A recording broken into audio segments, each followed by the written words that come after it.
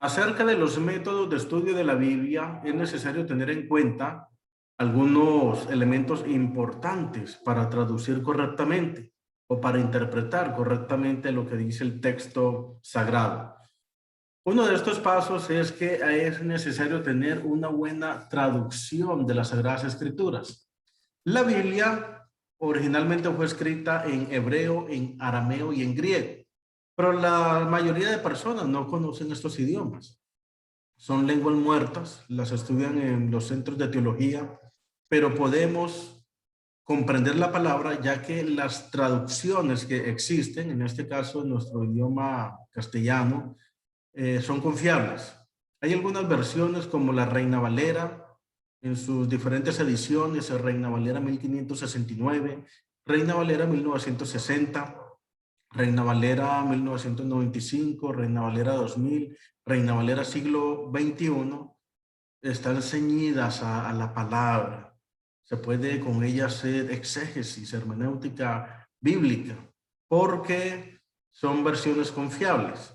También se habla de la Biblia de las Américas, Biblia de Jerusalén, aunque son versiones que tienen apócrifos, son versiones que se pueden comprender, hablando pues de los libros que han sido reconocidos en el canon. Hay otra versión que es la NBI o la nueva versión internacional, también de gran valor. Entonces podemos contar con buenas traducciones. Se puede decir que no existe buenas traducciones o malas traducciones, depende del uso que se les dé.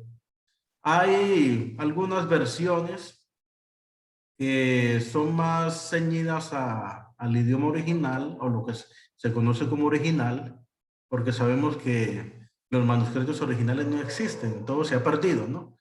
Pero son como más ceñidos a la palabra como inicialmente está escrita en algunos de estos manuscritos.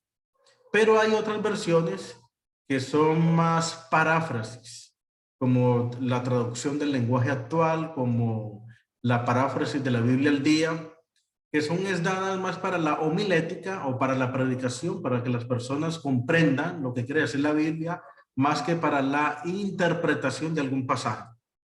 Entonces podemos decir que no hay versiones buenas o malas, sino que depende del uso que se le dé. Aunque es necesario tener en cuenta que hay algunas confesiones religiosas que han hecho sus propias versiones de la Biblia. Y allí sí hay que tener mucho cuidado porque al estudiar la Biblia estamos sesgando lo que dice la palabra y ya vamos con algún pensamiento determinado, vamos prejuiciados. Entonces se recomienda no hacer uso de alguna Biblia que representa alguna confesión cristiana o alguna confesión religiosa. Ahora, es necesario también tener un plan definido al momento de estudiar la Biblia. ¿Qué es lo que queremos? Un plan definido, no leer por leer. Y cada quien tiene su método. Hay personas que empiezan desde el Génesis y no paran hasta que terminan hasta el Apocalipsis. Hay otros que empiezan a estudiar la Biblia por los evangelios, luego los proféticos. Tienes que tener un plan definido, qué es lo que quieres, ¿no? Y eso ya depende mucho de cada quien. Algunos lo hacen de diferentes maneras para no aburrirse a la hora de abordar el texto sagrado. Debemos también tener en cuenta que en alguno de estos métodos se puede estudiar la Biblia versículo por versículo, empezando Génesis 1:1, 2, versículo 3 y así, versículo por versículo, analizándolo. Es una manera de estudiar la Biblia. Otro es el mensaje de todo el libro. Los libros de la Biblia, por ejemplo, si nos vamos al Pentateuco, Génesis, Éxodo, Levítico, Número, Deuteronomio, cada libro tiene un énfasis. El libro de Génesis es el libro de los orígenes. Ahí menciona el origen de cuando fue creado el mundo, el origen se puede decir, de la humanidad, el origen de los patriarcas. Ese es el tema central y debe ser estudiado con teniendo en cuenta ello. El libro del Éxodo es el libro de la salida y entonces el pueblo peregrinando. Cuando lo estudiemos, vamos con ese enfoque, un pueblo en romería constantemente. El libro del Levítico tiene que ver con la tribu de Leví, y por eso vemos allí muchos sacrificios, vemos holocaustos, oblaciones, vemos leyes, porque ese es el énfasis del libro. El libro de Números es el libro de los censos, por eso se llama Números.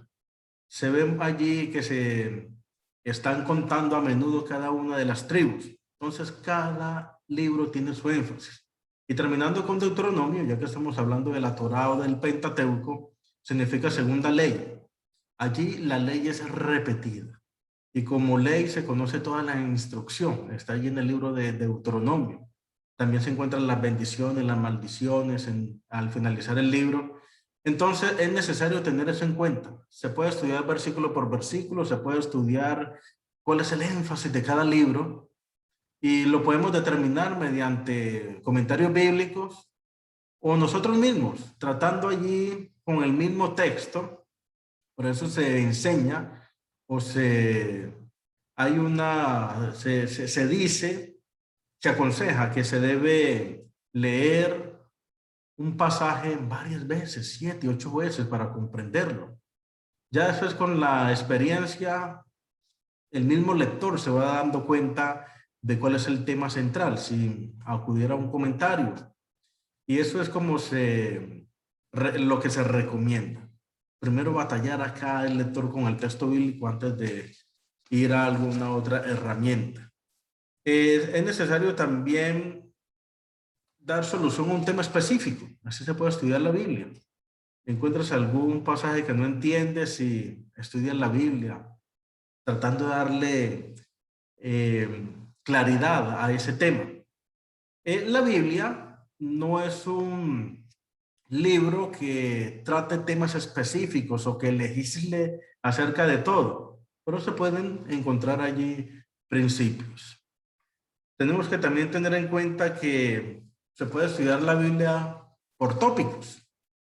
El lector puede decir, voy a estudiar todo acerca de la ley, lo que dice acerca del amor, voy a estudiar todo lo que dice acerca de la fe. Entonces se estudia por tópicos y es una manera interesante de abordar el texto bíblico. También estudio de palabras y el estudio biográfico. En el estudio de palabras, por medio de una concordancia que sea exhaustiva, se puede comprender o se puede abordar este tema. Voy a estudiar la palabra maldito, que nos dice la Biblia, ¿no? Y busco alrededor de la Biblia lo que significa. Hay algunas herramientas como la Biblia paralela que está en online. Allí nos presenta cuál es la palabra en griego. Hay que ir a todas estas herramientas. Se puede estudiar la palabra así de esta manera.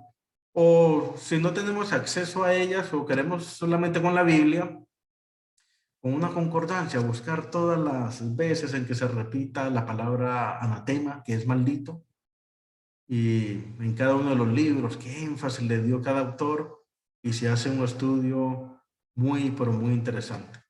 Y el último, como había dicho, el estudio biográfico, la vida de personajes, la biografía de ellos, enriquece verdaderamente estudiar la palabra.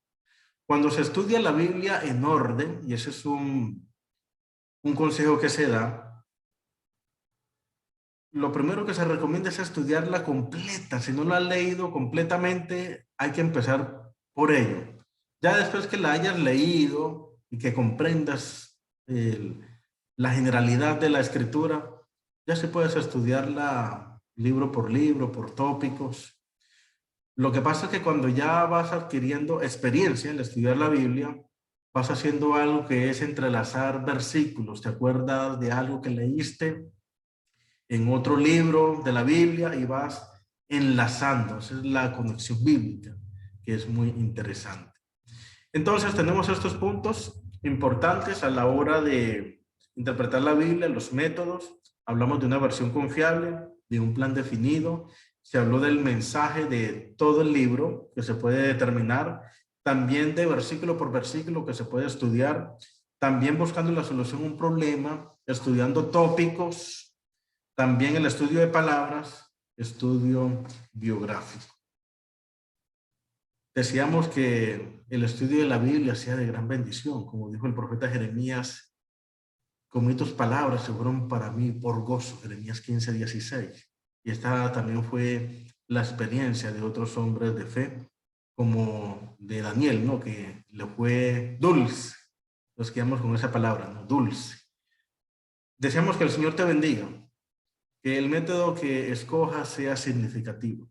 Recuerda que cada quien tiene su estilo al estudiar la Biblia y lo importante es que podamos extraer lecciones para la vida eterna y sobre todo conocer cada día a la persona maravillosa de Cristo Jesús. Dios te bendiga.